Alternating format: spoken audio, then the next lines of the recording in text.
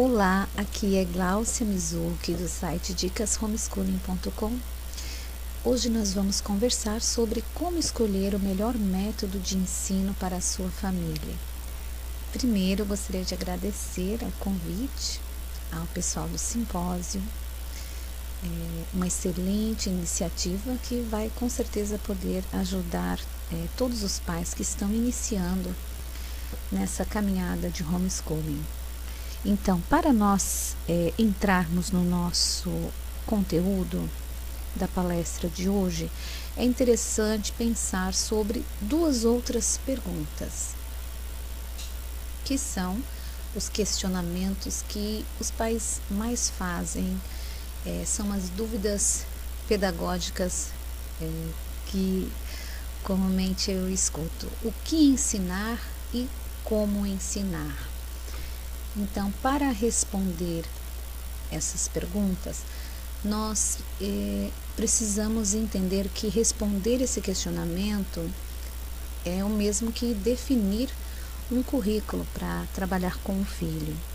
E essa decisão, ela é muito importante, é uma decisão que deve ser tomada em família, porque ela representa não apenas a escolha de um currículo, mas também a escolha do currículo que vocês vão ignorar, de todos os outros currículos, todos os outros caminhos. Há muitas formas de se ensinar, há muitos métodos totalmente diferentes, alguns se opõem entre si, outros se complementam, podem ser utilizados juntos. Por isso também existe o homeschooling eclético, que mistura métodos. Mas responder essa pergunta, o que vamos ensinar e como vamos ensinar, é tão pessoal e tão da família que quem tem filhos maiores, é importante que os filhos façam parte também dessa escolha. É importante considerar o que cada membro da família pensa, sente e compreende como fundamental, como parte desse currículo que será construído em família, né? E conversar com os filhos a respeito da escolha desse conteúdo ajuda eles a desenvolverem uma responsabilidade, um compromisso com esse currículo que será escolhido em família. Então, o que ensinar e como ensinar? Vamos falar um pouco mais sobre isso. E para abrir um pouco essas perguntas e ajudar vocês na resposta, que é particular e individual de cada família,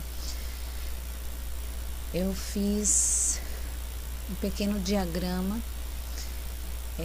pensando, centralizando nele a família, porque quando você decide fazer o homeschooling, o seu principal objetivo geralmente é a preocupação com a família. Então, quando você vai escolher um currículo, escolher o que ensinar ou como ensinar, é importante que você mantenha a sua família no centro da escolha do currículo também. E nós vamos conversar um pouco sobre isso, sobre como, o que é importante considerar. Um dos pontos a se considerar são os valores. Quais os valores? Quais valores que a sua família possui? É interessante sistematizar mesmo, colocar num papel o que é importante para a nossa família. Isso tudo vai representar o tipo de ser humano que você quer formar. A questão da dignidade, da lealdade, a questão da fé. A maneira como a sua família expressa fé, no que vocês acreditam, como vocês acreditam, enfim, como você imagina o seu filho como quando for adulto, quais os valores que você quer que ele tenha. Então é muito importante pensar na questão dos valores, porque quando você escolhe um método de ensino, há muitos dos métodos que interferem nesta questão dos valores, e há muitos pais que acabam retirando os filhos da escola justamente por essa questão. Então é algo a se considerar. Outro ponto que você pode ver nesse desenho, que é importante conversar em família, é a visão de mundo. Essa visão de mundo, ela nos faz pensar na perspectiva da família, quanto à constituição geográfica, histórica, política, econômica, filosófica, a sua perspectiva de vida mesmo. E o grande desafio aqui para a família é ter a coerência entre os valores que você escolheu priorizar e a visão de mundo que você possui. Então é muito importante ter isso o mais definido que puder, né? Porque isso vai ajudar na hora de você selecionar conteúdos, selecionar até atividades para realizar com o seu filho. Eu vejo muitas famílias aplicando o mesmo método, mas de formas totalmente diferentes. Por quê? Porque os valores e as visões de mundo são diferentes, cada família é diferente. Então, por mais que você escolha um mesmo método que outra família, você pode aplicar ele de uma forma que seja mais coerente para a sua família. Outro ponto que é muito interessante, que é praticamente um privilégio do homeschooling, é a questão do temperamento da criança. Qual é a forma do seu filho aprender? É interessante pesquisar sobre o temperamento, você entender que a personalidade do seu filho interfere também na forma de ele aprender. Quais são as potencialidades que ele possui, quais as limitações, que tipo de inteligências e saberes que ele tem mais facilidade ou tem mais dificuldade. Então, através da observação, tanto sua, né, como responsável, ou até com ajuda profissional, você pode descobrir isso, mas a maioria dos pais conseguem saber realmente com a convivência o temperamento do filho. Deixa eu ver. E então, finalmente chegamos na questão dos conteúdos. A partir do momento que você considerou todos esses pontos, você começou a costurar, a personalizar o homeschooling da sua família, sempre focando na família como o principal, né? Na necessidade da sua família, nos objetivos da sua família. E na hora de escolher os conteúdos, então aí sim você vai selecionar ou experimentar um currículo. Por exemplo, se o objetivo do homeschooling é que a criança continue acompanhando o ensino por grades, por séries, que a criança possa, por exemplo, lá na frente entrar numa faculdade, né? Ela pode fazer o homeschooling e através da prova do Enem acessar o ensino superior. Mas para fazer a prova do Enem, ela vai ter que conhecer os conteúdos que são cobrados nessa prova, não é verdade? Então, querendo ou não, se o seu objetivo é o acesso ao ensino universitário, você tem que considerar os conteúdos, os parâmetros curriculares nacionais que serão cobrados através do MEC, né, para poder se realizar essa prova. Então, o ensino terá que ser sim em parte tradicional ou aquele school at home, que ele considere esse currículo mais oficial, esse currículo como se ele estivesse na escola, mas não é ensinado da forma como se ele não colocar a escola exatamente dentro de casa. Há muitas alternativas e formas de como se ensinar, né? Você pode acessar sites, você pode fazer cursos somente daquelas disciplinas que seu filho não está conseguindo desenvolver ou tem algumas dificuldades, mas mesmo assim, fazendo o ensino mais tradicional, você pode fazer uma adaptação e transformar o seu homeschooling em algo mais eclético, incluindo disciplinas e incluindo a visão de mundo, incluindo os valores que você e a sua família defendem. né? Esse é o diferencial do homeschooling, mesmo que ele seja tradicional. Outra opção que muitas famílias estão fazendo agora, famílias brasileiras que estão fazendo homeschooling, é a educação clássica das artes liberais, o trivium, né? E as famílias que estão optando por esse método, o método clássico, elas estão utilizando geralmente aquele site do Trivium, do livro Teaching the Trivium, que está sendo traduzido para o português pela editora Monergismo.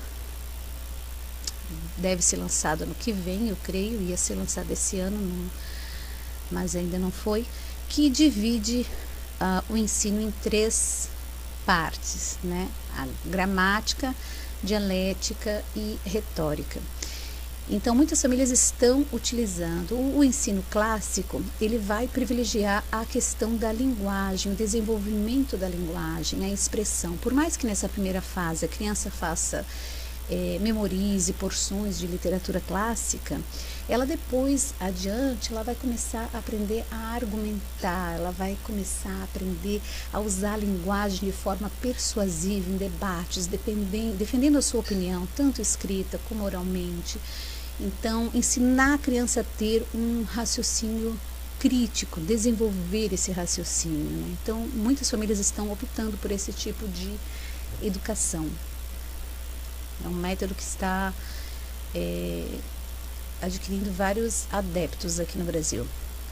Outro método que você pode talvez simpatizar seria o método Montessori, que é um método científico, onde a criança aprende através do trabalho concreto, manual. O método Montessori, ele não é um método especial para homeschooling. Na verdade, ele funciona na escola. Em casa, você consegue fazer adaptações, consegue se inspirar no método e aplicar. Mas você não consegue aplicar exatamente o que é feito na escola, porque é um método... Ele tem especificações científicas, a professora tem que fazer as suas anotações de acordo com as fórmulas ali determinadas, todo o material deve ser utilizado da forma como Montessori realizou, idealizou, né? Então, não tem como você fazer exatamente em casa, mas dá para se aproveitar muita coisa, né? A criança, ela desenvolve muito isso, a questão da autoeducação, da autodisciplina, a questão da autonomia. Então, é muito interessante esse método para as crianças pequenas. Mas Montessori vai até a fase da adolescência. Então, mesmo quem tem filhos adolescentes pode buscar inspiração nesse método também. Outro método que muitas famílias brasileiras estão optando por escolher, quem aplica mesmo não define como método, mas aqui vou ter que citar como sendo um método, que seria o unschooling, que é considerado um método, vamos dizer assim, natural, que é guiado pelo interesse da criança, se opõe ao ensino escolar, né? Então, o unschooling não seria apenas a desescolarização, que seria muito mais do que a desescolarização, seria uma filosofia de vida mesmo. Ali, quando as famílias que praticam unschooling no Brasil,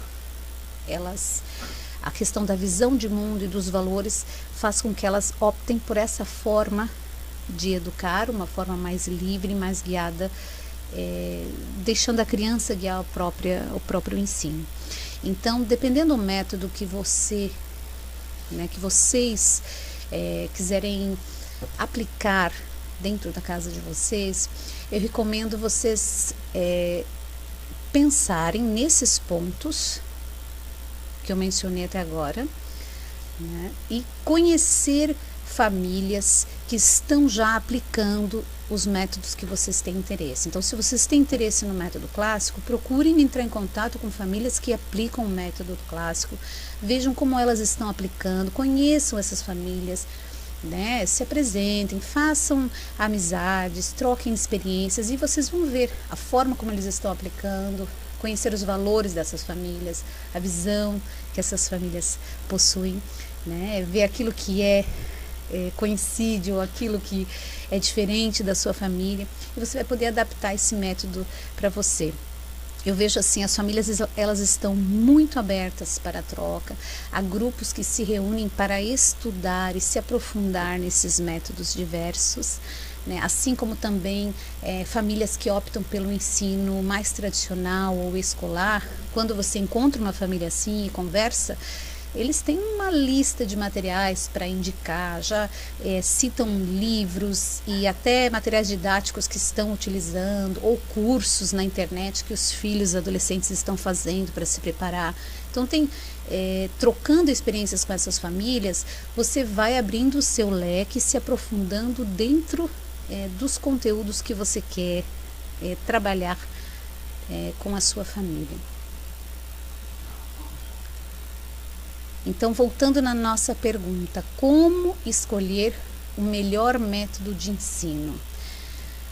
Como a pergunta diz para a sua família, né, a melhor forma de você fazer isso é você sentar em família, conversar, pensar nisso que foi comentado até agora, né, nesses pontos, quais são os valores, a visão de mundo, o temperamento, os conteúdos, o temperamento dos filhos, né, para as famílias que têm mais de um filho, e quais os conteúdos que vocês acham importante, os conteúdos que os filhos querem aprender também, os conteúdos que vocês querem que os filhos aprendam. Então você faz uma junção disso e procura um método, como eu ensinar, um método que vai ajudar com que eles aprendam melhor, né? Porque tem crianças que são mais espontâneas, vão precisar de um método que coloquem elas em mais atividade. Tem crianças que são mais introspectivas, precisam de atividades mais reflexivas.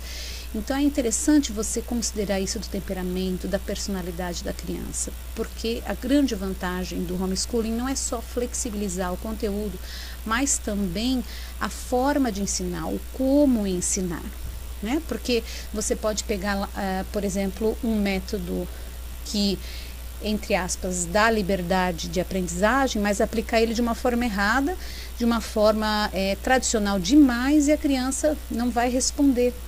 Então, por isso, quando você fizer trocas com outras famílias, procure sempre conversar. Como é que você faz isso? Como é que vocês ensinam? Olha, meu filho está com essa tal dificuldade. Eu vejo assim, é muito rica essa possibilidade de trocar com outras famílias, né? Participar de pequenos grupos e de grandes grupos também. Nós temos hoje em dia grupos virtuais, mas também grupos reais nas cidades, onde as pessoas podem se encontrar e trocar informações, né? Ou até fazer uma ou outra aula juntas e apresentar o que estão aprendendo. Então a minha dica de hoje é essa: fazer com que as famílias se sintam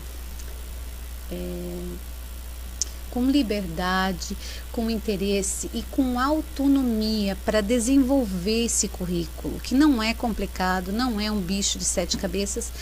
Você vê que desmembrando essas pequenas informações, você pode costurar o seu próprio currículo em família ou procurando ajuda de outras famílias também, tá? Eu gostaria de me colocar à disposição, se alguém quiser entrar em contato, comentar, tiver alguma dúvida da palestra, nós podemos continuar conversando sobre isso no nosso canal, no site dicashomeschooling.com, ou então no Facebook ou no canal do YouTube, onde tem já o curso online gratuito, aguardando vocês lá. Olá pessoal, tudo bem? Então, vamos fazer a segunda parte da nossa conversa sobre como escolher um método de ensino. E essa segunda parte eu queria que fosse assim mais informal mesmo. Eu espero poder na hora online acompanhar quem estiver assistindo e respondendo os comentários e alguma dúvida que possa surgir.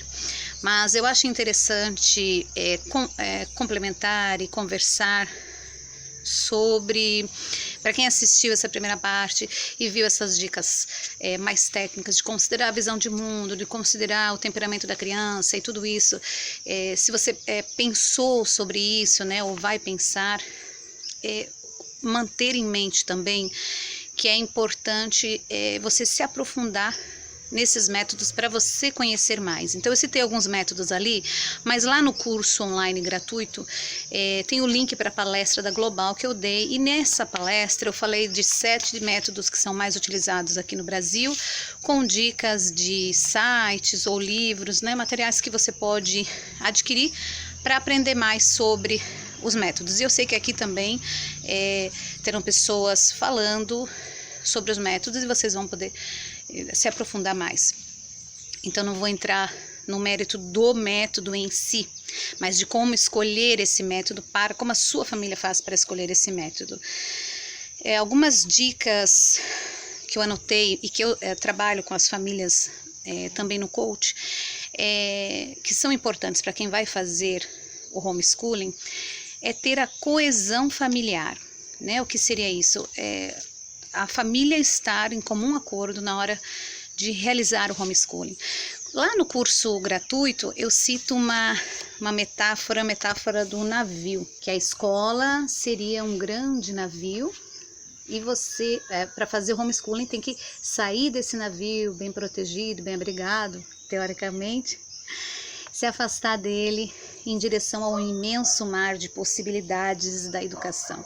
Então pensa, você tentando sair do navio e seu marido te puxando para dentro do navio, ou você conseguiu colocar sua família no bote, a sua esposa não quer soltar a corda do navio e quer ser arrastado pelo navio. Então não dá para você ir fazer o homeschooling e querer acompanhar o ritmo da escola, acompanhar totalmente a escola. Não dá para você mergulhar no homeschooling se os responsáveis não estão de acordo, não estão realmente coesos, juntos nessa decisão. Então isso é muito importante. Claro que cada família tem o seu ritmo, então sempre que aparece para mim uma família em que um dos responsáveis não está de acordo, seja a esposa ou o esposo, ou também tem pessoas que são educadas pelas avós, tem pessoas que são educadas, que trabalham, que eu já atendi, educadas, até o irmão vai fazer homeschooling com a irmã, e mesmo assim, às vezes, dentro da família tem resistência. Então, é muito difícil realizar o homeschooling sozinho, só você e a criança, né, ou adolescente, se tem uma outra pessoa que é contra e vai puxar para o outro lado, né? Então, é importante que haja isso, que vocês possam seguir o ritmo de vocês, se preparar, né, compreender, se desescolarizar juntos, o máximo de informação que você tiver, passar para outra pessoa e entender o ritmo da pessoa também, de compreender tudo aquilo, porque é uma nova vida, né, um novo estilo de vida, é um mergulho totalmente diferente daquele que nós estamos acostumados a fazer quando se utiliza a escola. Então, além disso, da coesão, quando chegarem em um acordo em comum, a questão do método também é influenciada pelo orçamento familiar. Então é importante sentar e conversar e descobrir quanto que vocês poderão investir anualmente no homeschooling e distribuir aquilo mensalmente, né? E nessa lista você coloca materiais, tanto livros como materiais didáticos, que se você for utilizar, coloque nessa lista também apoio profissional que você queira fazer, de repente um curso especial que você está de olho, você quer investir naquele curso, um material especial, artesanal que você quer comprar, um apoio profissional, apoio pedagógico, um apoio psicopedagógico, algo que você queira investir para o homeschooling. Coloque também ali passeios e cursos paralelos, né, que você queira fazer com o seu filho. Então é muito importante pensar em tudo isso, porque isso vai influenciar na escolha de método que você fizer.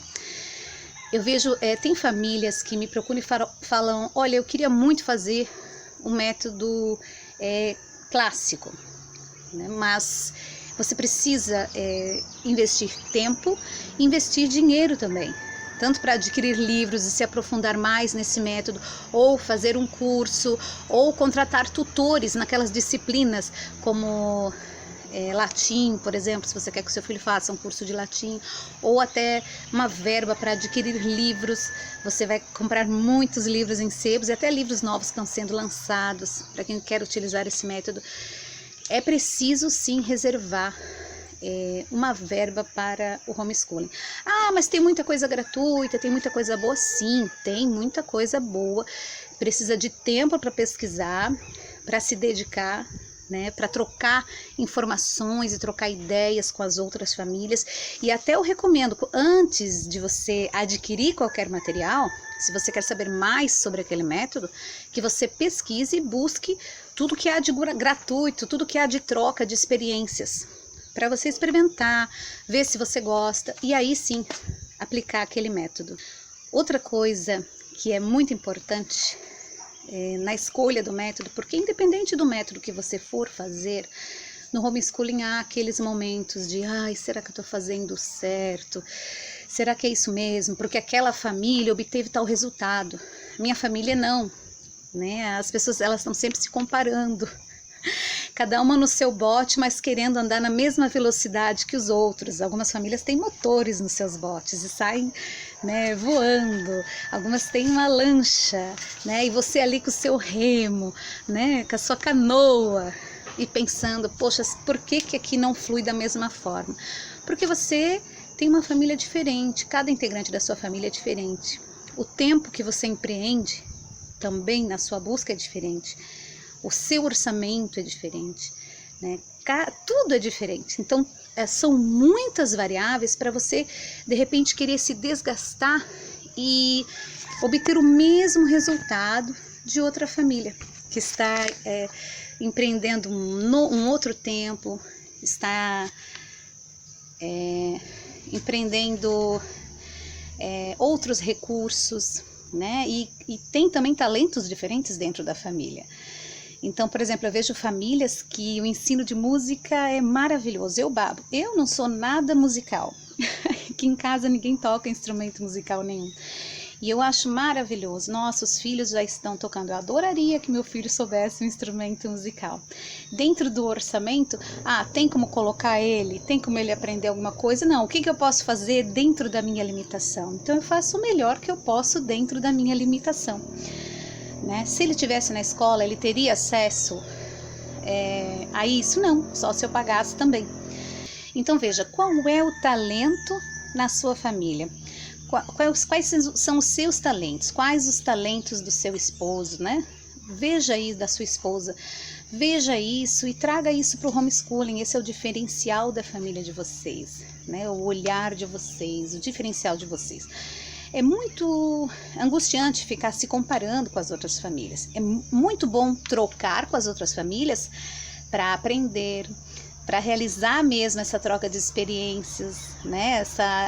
Conhecer como é que as outras famílias fazem, pegar dicas, mas não para se angustiar, não para sofrer, não para, eu não vou conseguir fazer isso porque eu não tenho como adquirir aquele curso, eu não tenho como comprar aquele livro, eu não tenho como...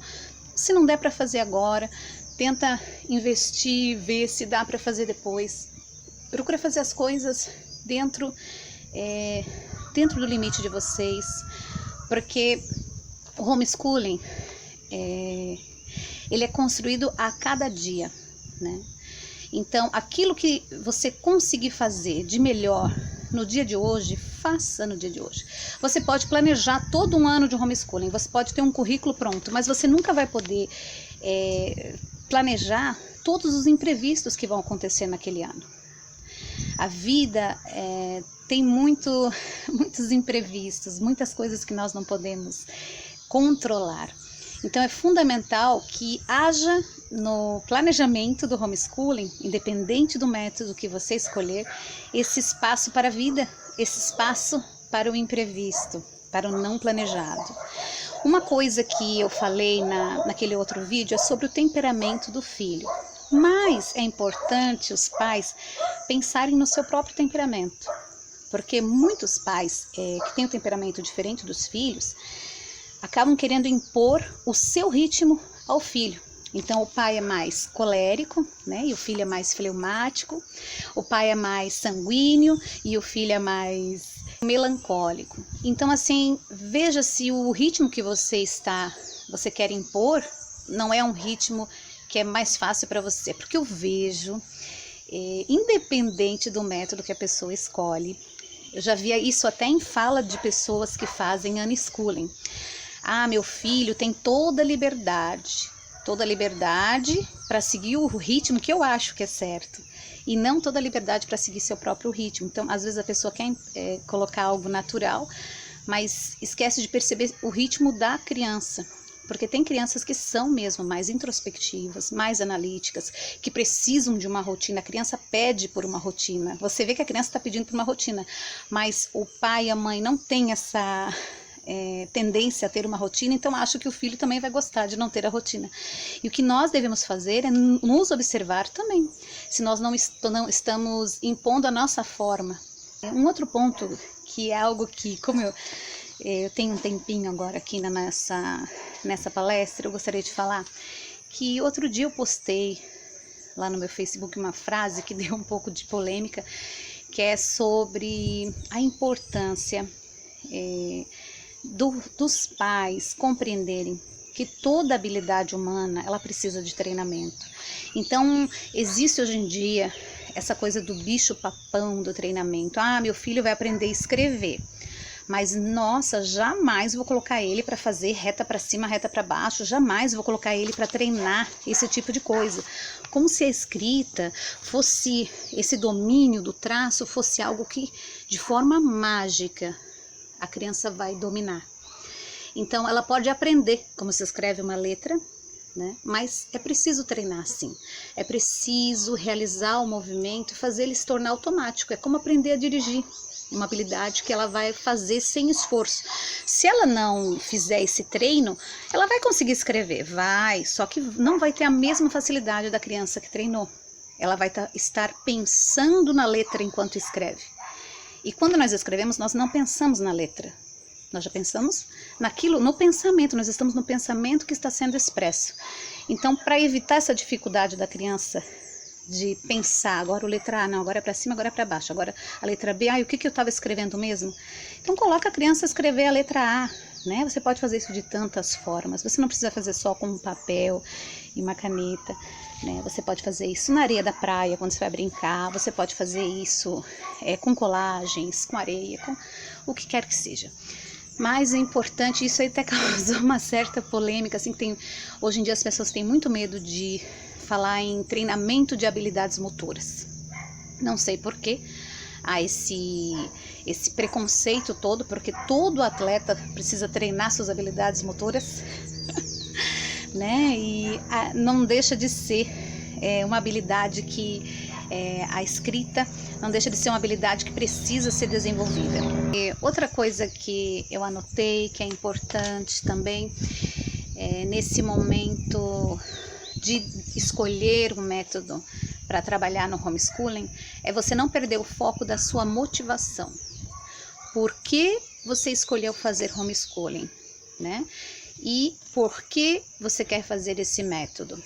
Sempre tenha isso em mente, não perca a sua motivação, né? Se você é uma pessoa visual, escreva, anote isso e deixe em algum lugar para você sempre se lembrar, né? De alguma forma tente se lembrar, principalmente nos dias em que nada der certo, você vai poder recorrer a essa motivação e voltar a meditar sobre isso, sobre essa escolha, né? Que é uma escolha muito pessoal. Como a Lilian da Anete fala, é mesmo uma mudança, é um estilo de vida, fica tudo diferente, né? A sua vida fica diferente. Então o homeschooling é uma decisão muito grande, não deve ser feita de forma displicente.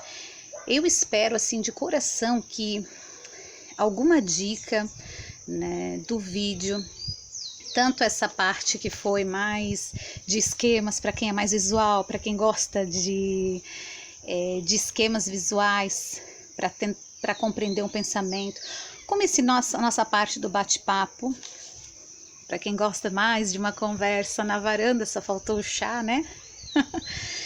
Possa ajudar vocês a tomarem essa decisão muito séria que é fazer o homeschooling, mas tomar de uma forma tranquila, sabendo que o método que vocês vão escolher, sendo um ou a junção de vários métodos, como o método eclético, que será feita de forma pensada, né? Se você quer, eu conheço vários casos assim, de famílias que trabalham comigo no coach, ou famílias que eu conheci através da internet. Tem famílias que se preparam antes de tirar a criança da escola, tem famílias que são obrigadas a tirar por situações diversas, e aí se veem no meio do oceano, começam a nadar e agarram o bote e vão, estão indo bem, né? E então cada família tem a sua história, tem a sua forma de viver esse momento.